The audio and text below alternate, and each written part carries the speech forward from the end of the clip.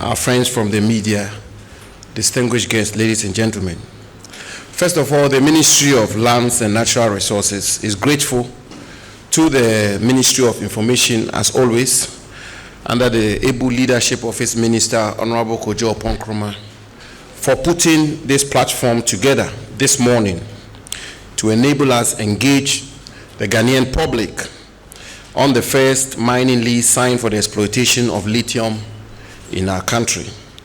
We are grateful. We also thank you, the media, for always responding to our invitation and for helping us reach the Ghanaian people wherever they may be on such matters of national importance. Distinguished guests, ladies and gentlemen, you will recall that at a brief ceremony at the Ministry of Lands and Natural Resources on Thursday, 19th October 2023, I signed on behalf of the President of the Republic the first mining lease for the exploitation of lithium in our country. This followed Cabinet's approval of a policy for the exploitation and management of green minerals in our country, and extensive negotiations spanning several months between government and Barari DV Limited, a subsidiary of Atlantic Lithium Limited, which President Akufo-Addo had to, on some occasions, personally intervene. Since this act, there has been some commentary on the mining lease under reference, with several people and institutions sharing their opinion on the transaction. Government welcomes the extraordinary public interest and scrutiny of this mining lease, as it is the surest way of ensuring that the mineral resources of our country are utilized for the benefit of the Ghanaian people, as dictated by our national constitution. We, however, note that much of the commentary ignore the actual terms of the lease, which I am told is available on the website of the Minerals Commission. On 27th October 2023, I issued a 26-point press release detailing the processes leading to the grant of the mining lease and giving highlights of the lease, which obviously differs from all previous mining leases granted for the exploitation of any mineral in our country. This is easily verifiable from a cursory examination of the mining lease under reference. Regrettably, some public commentary on the matter continues to ignore all these details.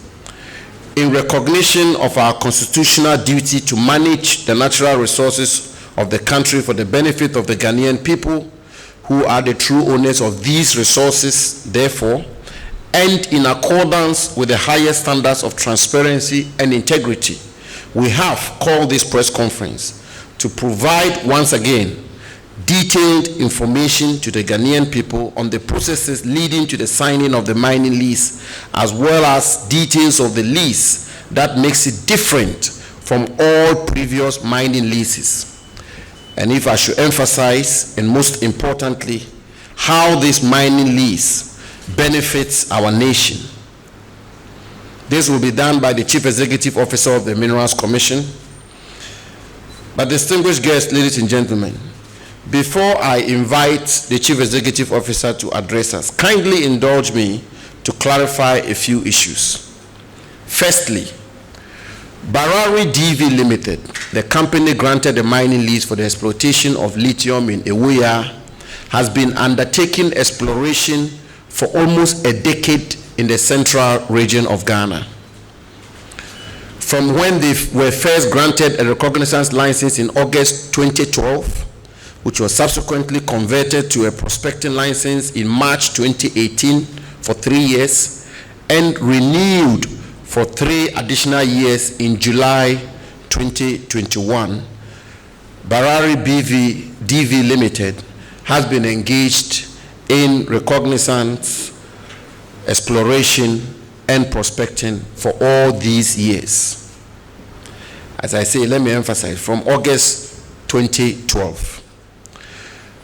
When they reported commercial find of lithium, government took a decision not to treat this mineral in the same manner in which others had been treated in the past.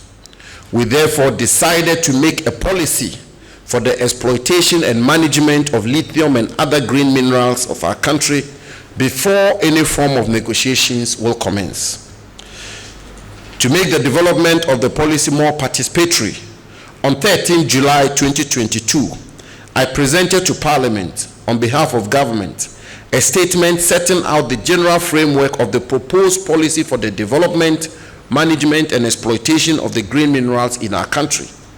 Following input from honorable members of Parliament and other stakeholders, a policy was developed by the ministry and submitted to Cabinet, which after intense scrutiny, critique, and inputs, approved a reviewed policy on 27th July 2023. The approved policy includes provisions for an increase in the royalties rate for green minerals, an increase in state and Ghanaian participation in all green mineral operations to a minimum of 30%, just like GhanaWeb and BizTech, just like bauxite and iron ore, to a minimum of 30%. An enhanced local content and local participation, including listing on the Ghana Stock Exchange, and value addition and beneficiation for all green minerals in our country. It was based on this policy that we entered into negotiations with the company, leading to the signing of the mining lease. Ladies and gentlemen, respectfully, let me forcefully state that this lease differs from all previous mining leases in many respects, and the Chief Executive Officer of the Minerals Commission will shortly, as I say, give you details to support this claim. Suffice for me to point out that it is the first time in the history of our country that we have successfully negotiated for 10% royalties for any mineral, which is one of the highest for exploitation of any mineral across the world. If you indulge me, I'll repeat that. I say it is the first time in the history of our country that we have successfully negotiated for 10% royalties for any mineral, which is one of the highest for exploitation of any mineral across the globe. We have already secured a 19% state participation in this mining company, 19%, with a requirement to scale it up to a minimum of 30% Ghanaian participation through listing on the Ghana Stock Exchange for shares to be made available to Ghanaians and Ghanaian entities. What this simply will mean is that when it is all over, Barari DV Limited, the holder of this mineral right of lithium, Ghanaian and state participation will be 30%. Foreign participation will be a maximum of 70%, but Ghanaian participation will be a minimum of 30%. This has never happened in the history of our country in respect of any mineral. Never. Ladies and gentlemen, and for the first time in the history of our country, a mining lease contains provisions for the establishment of a refinery, that is value addition and beneficiation. This mining lease has provision which insists that a refinery will be established here in Ghana for processing of this lithium, this mineral. This has never happened. This is the first time. There's been the issue of ratification of the mining lease, and there's been a lot of commentary on that. And it's been raised by several people. And if you allow me, I want to deal with that briefly. This has never been lost on us, as this is expressly provided for in the mining lease granted to Barari DV Limited. Specifically, Clause 1E of the lease states, and I quote, "The mining lease is subject to ratification by Parliament in accordance with Article 2681 of the Constitution and Section 5(4) of Act 703." And it continues, "Upon execution of this mining lease, the minister shall cause the mining lease to be laid in Parliament for ratification," end quote. By the very terms of the lease, therefore, ratification by Parliament is a condition precedent. And as the Supreme Court explained in the Eston Cubic case, an unratified mining lease confers no enforceable rights, and government has always been mindful of this decision. The mining lease in question will be laid before Parliament for ratification. That is non-negotiable. But before such agreements can be laid before Parliament, it must go through a number of processes, including securing Cabinet's approval. The processes are ongoing, and once completed, the agreement will be laid before Parliament for consideration and hopefully ratification. There have also been calls to grant mining leases through a tender process, and I want to deal with that as well. As we explained in our earlier press release, international best practice requires that where a company undertakes exploration and makes a commercial find for minerals, the company is entitled to a right of first refusal to the grant of a mining lease, subject to regulatory compliance. This international best practice is given legal backing by Section 39(2) of the Minerals and Mining Act 206, Act 703. Needless to point out that the use of the tender process is only feasible where there already exists geological statistics and the state is looking for partners to go straight into mining. If I may explain this, if the state spends its own hard money to conduct the exploration and makes a find, a commercial find, then if the state wants partners to go into mining, then you go through the tender processes. But where a private company comes in to invest and makes a commercial find, by law and by international best practices, the company has a legal right of first refusal.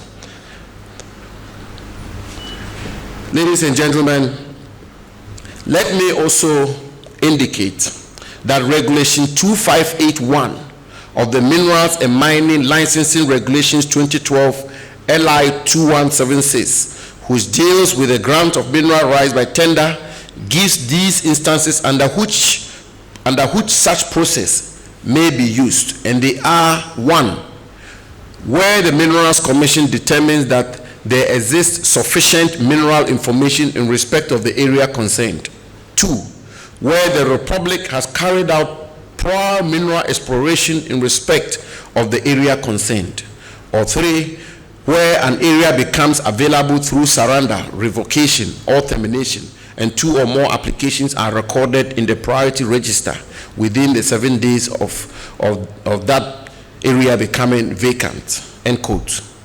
In all these circumstances, the state will have enough geological data generated through its own exploration, or where a holder of a mineral right surrenders his interest, or the right is otherwise revoked or terminated. But there is enough statistics generated by a private company that has carried out exploration at great cost, then that entity is by virtue of Section 39(2) of Act 703 entitled to the grant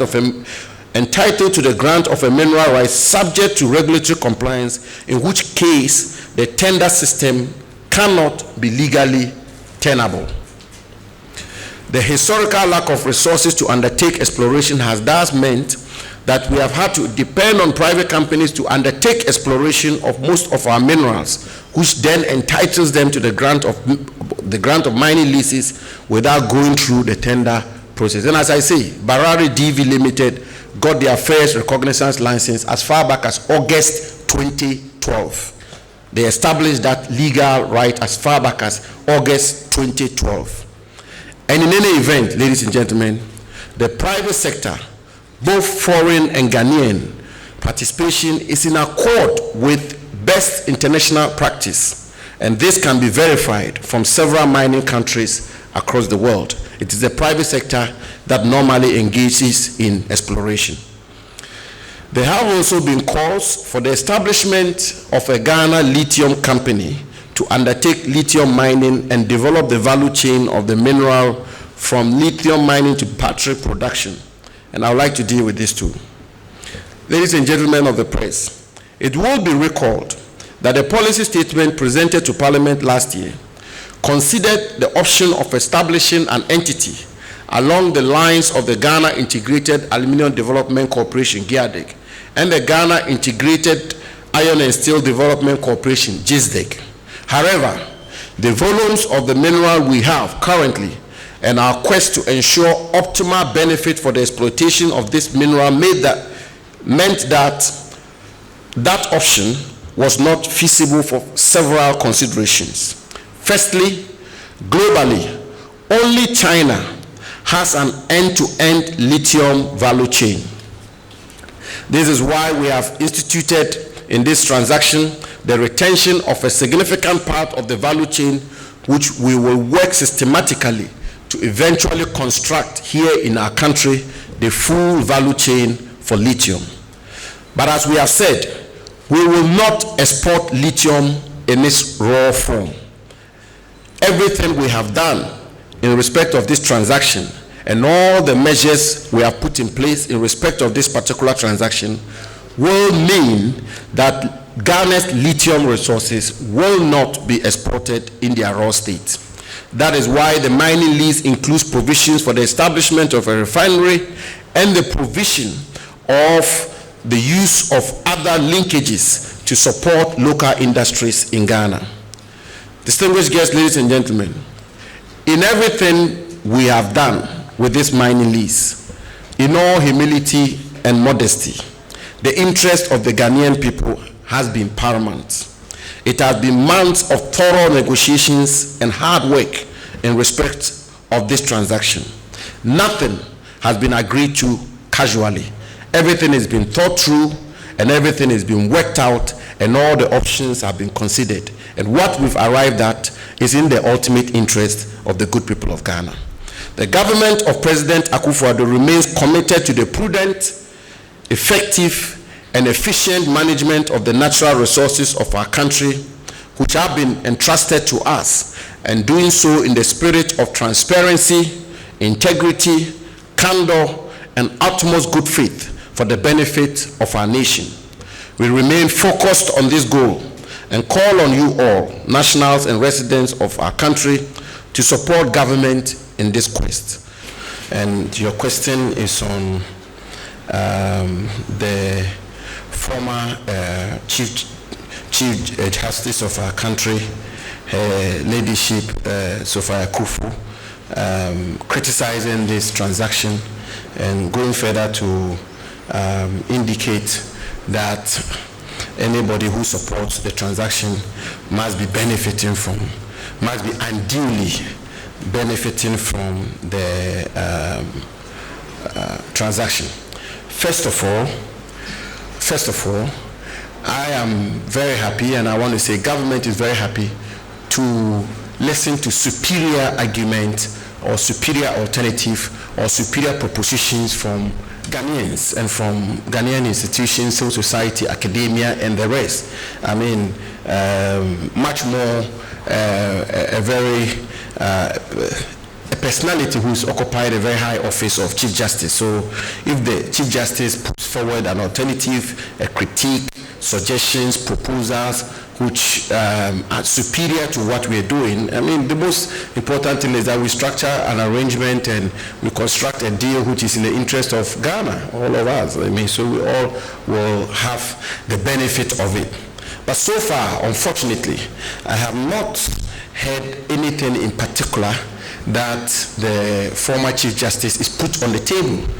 I mean, to say, for example, that 10% royalty is not good, you should have gotten 15%, or that you negotiated for a community development fund, you should have done something else, or that this particular jurisdiction did it that way, so you should go on that route.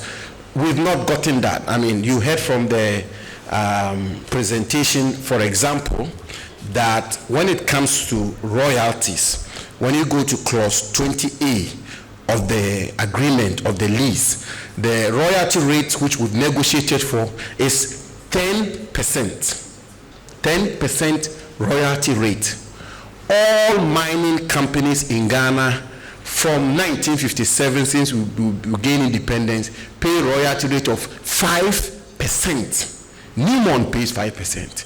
Goldfields pay 5%. Anglo Gold pays the same. You name it. Cardinal, all of them The negotiated royalty is 5%. We successfully negotiated 10%. When you go to Australia, which controls some of the biggest deposits of lithium, their royalty rate is 5%. When you go to Mali, that has a bigger deposit of lithium, almost 3-4 times bigger than ours, they charge 6%. When you go to Zimbabwe, they have a bigger deposit of lithium than we do, they charge 5%. Your government, the Ghanaian government, is negotiated to 10%. So if the former Chief Justice says that is wrong, you should have done 20% because of this and that reason. The lady from Bloomberg, and Bloomberg is one of the leading authorities when it comes to metals, when it comes to minerals. Everybody knows that. I've been to Bloomberg, I've had multiple interviews with them. She asked the question that this 10%, is it not going to make your industry uncompetitive? Atlantic Lithium has swallowed it. Is it going to be the case that a lot more companies will refrain from coming to Ghana because you are charging a high royalty rate? So this is the point. I mean, the discussion gets a lot more productive if we have alternatives. She's not giving any alternative. For example, you go and look at corporate income tax rate. The corporate income tax rate we are charging here in Ghana in this transaction is 35%. Australia is charging 30%. Mali is charging 30%. Zimbabwe, our counterpart sister African country, more deposits than Ghana, they are charging 25%. And Ghana, we've negotiated for 35% of corporate income tax rate. Then somebody says, it's a bad deal, throw it away, and he doesn't or she doesn't give you an alternative that you should have done it this or that way. Lastly, you go to free carried interest. We've negotiated for 13%, and across the sector, free carried interest is 10%. Goldfields is 10%. Anglo Gold is 10%. Newmont is 10%. Cardinal is 10%. Golden Star is 10%. Ghana Bauxite Company is 10%. In this particular transaction, we have negotiated for 13%, and it was hard negotiations. As I said, in some cases, the president himself was involved in the negotiations, and he insisted. When we went back to him and said 8%, 7%, whatever, he said, no, this is a special mineral, go back, negotiate upwards. We negotiate for 13%. So what is the point I make? And, you know, as you can imagine, I mean, she's a former Chief Justice, occupied the high office in our country, number 4 in the country. So it's a bit difficult to, you know, engage when it comes to a personality like that. But to say the least, I mean, one other point she makes, I mean, for that anybody who supports this transaction must have benefited from the transaction unduly. So here I am, I support the transaction, I must have benefited from it unduly. No evidence, no basis for that. No evidence, no basis for that. And when I went to law school first year, the good old law lady, her lordship, her ladyship, Chief Justice Sophia Akufu, taught me that the rule, the cardinal rule of the game is evidence. Every lawyer, when you make a claim, evidence. Because this is just a brush that is used to brush everybody who supports this transaction, and more or less casts insinuation and compromise all of us, our integrity, when we all know that the rule of the game is evidence. And that she put something on the table that Minister Jinapor has some hidden company in offshore where he holds some secret 5% in this company, and that is why he's supporting the deal. Then we are having a proper conversation. But you make this statement that everybody, anybody who supports this transaction must be benefiting from the transaction unduly. Sam Jonah, one of the foremost leading mining administrators in our country. If I'm not exaggerating, I'm not too sure that there is anybody, Nkommo inclusive, who can match up to Sam Jonah's pedigree, at least when it comes to the mining sector of our country. When he was running the first biggest mine in our country, in Obuasi, and you see Nkommo were still, first year students at the minerals. Sam Jonah has come out publicly to say this is one of the best transactions Ghana has ever negotiated for in the mining industry. He's on record. It was published on the Daily Graphic. I read it. Per the logic, respectfully, very respectfully, per the logic of our senior stateswoman, former Chief Justice, Sam Jonah is supposed to be benefiting unduly from this transaction. Bloomberg, and I heard them myself, Bloomberg did a thorough analysis of this particular transaction and came to the conclusion that it's one of the best an African country is structured. Bloomberg must be benefiting from this transaction. Professor Richard Amankwa, Vice Chancellor of the University of Mines and Technology, a foremost, well-respected, world-renowned methodologist, very well-respected in the mining industry. Nobody can dispute that. He's on record to have said that this is one of the best transactions we structured. He must be benefiting unduly from it. Dr. Nkommo, formerly Minister for Energy, former ranking member for Mines and Energy, former chair, he's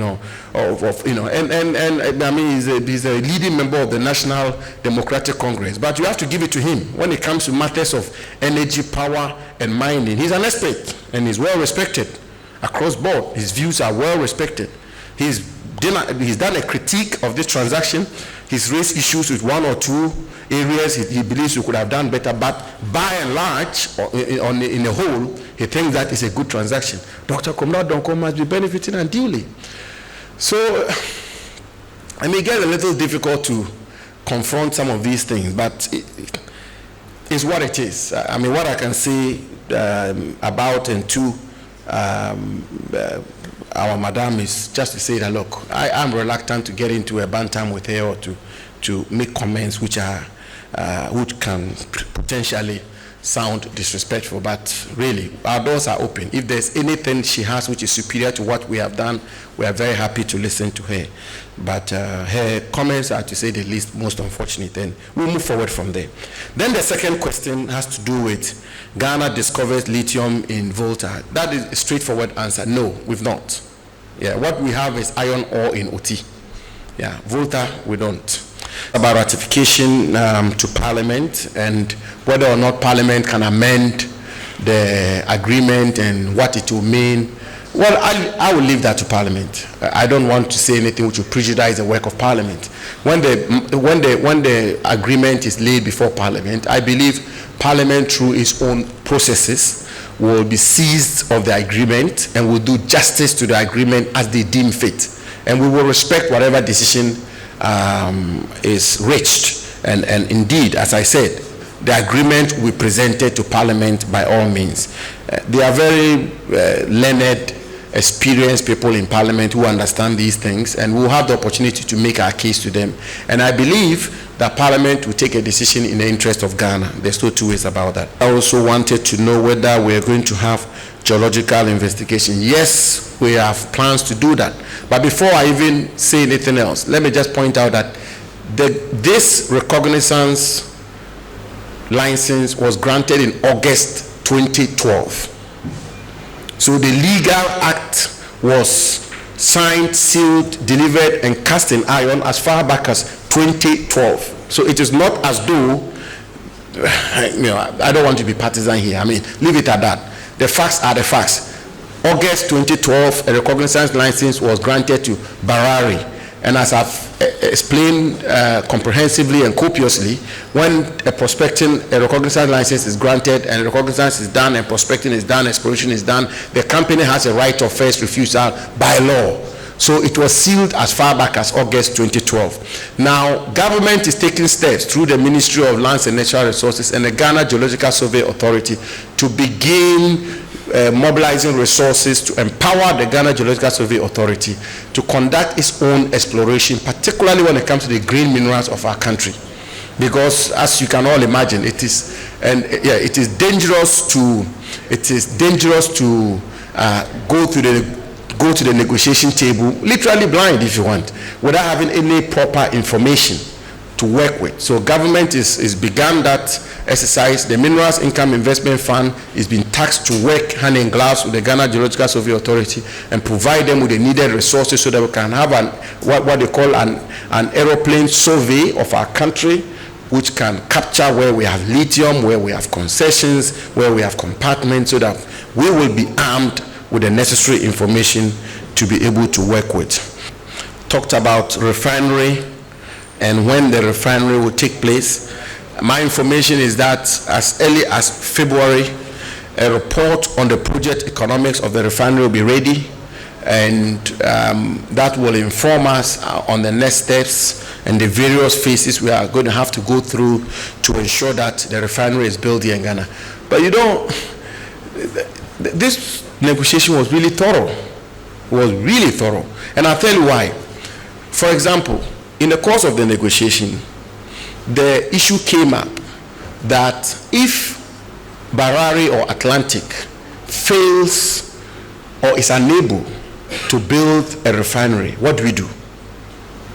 We, from the side of government, took the view that we will structure the clause to say that Barari and Atlantic Lithium will employ their best endeavors to build a refinery, but failing which, if a third party, in other words, a different company, were to come in to build a refinery, the company will have a right of off-taker from the lithium produced by Barari.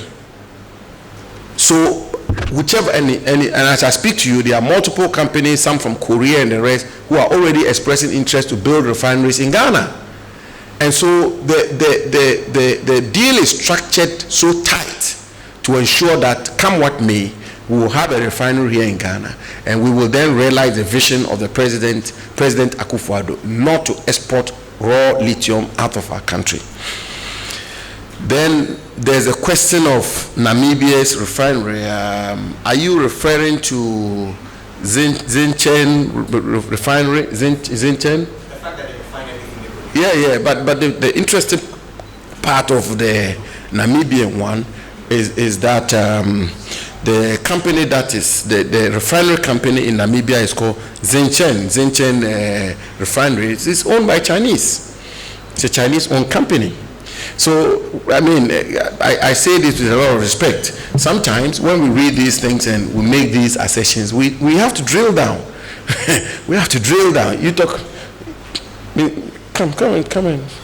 There's no country in Africa that has a refinery. Right.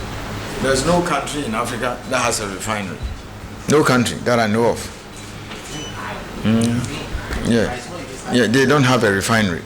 Right now, the difficulty most countries are going through is, what do you do with the concentrate? Because right now, Zimbabwe, the concentrate is being exported. They even do galamsey with their lithium. They put this one in bags and take it across the border. So there it is. The Zinhai company we talk about is about to begin their work and operations. But the most important point I like to make is that that company is a Chinese-owned company, and we need to be mindful of that. And then the issue of Winneba, which is the Yenko Forest Reserves, which is where Abuachri, the antelope, is found, isn't it? I want to give a very straightforward answer to that. And I give the answer to 3 different areas. Yenko Forest Reserves, where you have Abuachri, Moli National Park, which is a forest reserve in my own constituency of Damango, Kakum National Park. And I want to very respectfully plead and crave your indulgence as the 4th estate of the realm that we should continue to establish the facts, establish the truth. Establish the truth is absolutely important. A mining lease is being granted in respect of a particular forest reserve is easily verifiable from the website of the Minerals Commission. So it is either a mining lease is being granted or a mining lease is not being granted. And to that extent, let me very emphatically and without a shred of equivocation indicate that there is no mining lease in respect of Yenku Forest Reserve, which is where the abuachry takes place. There is just no mining lease. So anybody who claims that there is a mining lease covering Yenku Forest Reserve where abuachry takes place, with the greatest of respect, that with the greatest, it's a figment of a person's imagination. It's not correct, it's not true. And you can check that, you can verify that from the Minerals Commission. 2, we have lithium in Winnipeg. that's another matter. That's another matter altogether. I will get a geologist come and answer that question, don't worry. Yeah, but the claim, the allegation, the assertion, which is generated this, in my view, needless controversy and uproar, is that there is a mining lease covering abuachry. There is no such mining lease. 2, Moli National Reserve, there is no such mining lease. Kakum National Park, there is no such mining lease. And I was drilled and grilled and pushed and shoved during the budget presentation. I won't mention the media house. The media house asked me for an interview to discuss the presentation of the finance minister. And almost 1 hour of an interview, nothing about the budget, no question about budget. Everything was on Kakum National Park. And I kept insisting that there is no mining lease in respect of Kakum National Park. So far as I'm concerned, we could have concluded that part of the interview in 2 minutes for us to move on to discuss the budget. But no, we went on and on and on. You should Google it and find it. It will be on YouTube. It was quite hilarious. But anyway, the truth is that no mining lease in respect of Yenkum, Moli, Kakum National Park. To know about, is there any lease in respect of Winnipeg? Same question. Okay, so I've answered that. When will we get a ratification done? How soon? We have to go to cabinet, and then from cabinet we will take it to parliament. I believe Q1. I think it's a more. I believe Q1. All things being equal, Q1. Okay. Bloomberg. So Bloomberg asked a very interesting question, and I think a very enlightening question about 10%. And Madam, I think it's a matter we need to examine carefully.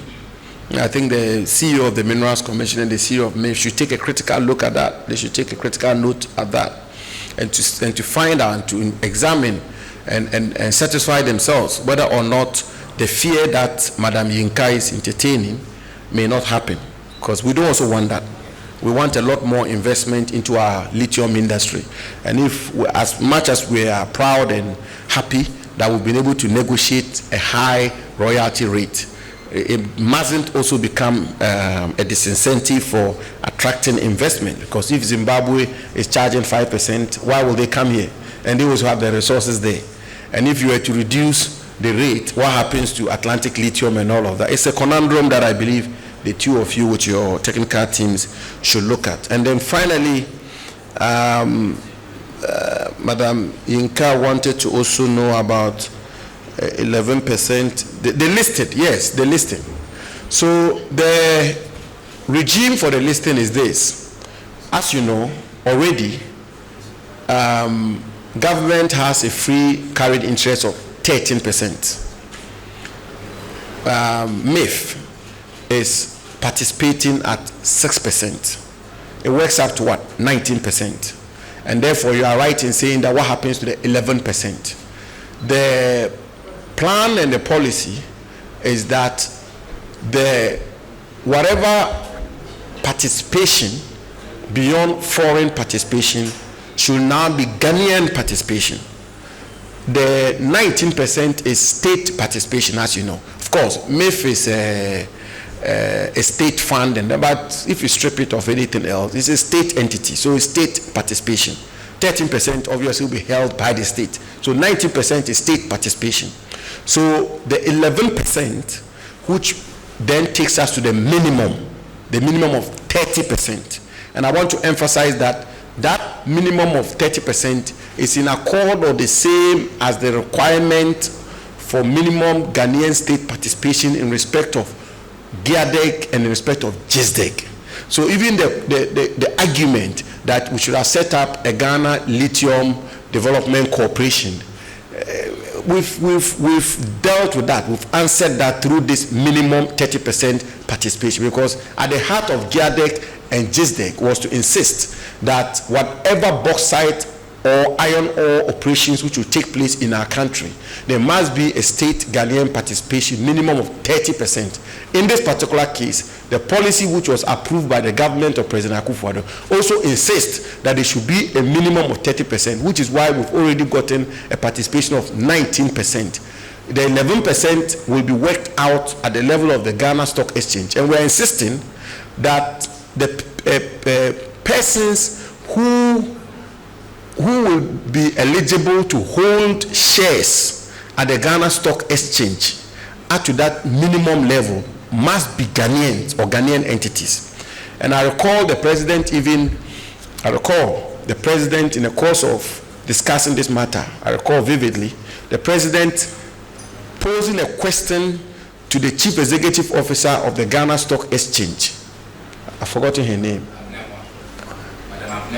Madam Abenamoa, yes. The president posing a specific question to Madam Abenamoa, the chief, that what measures are you going to put in place to ensure that we do not have fronting, so that people subscribe to shares on the Ghana Stock Exchange in respect of these lithium operations, but when you dig and you go beyond the layers, it is actually foreign owned.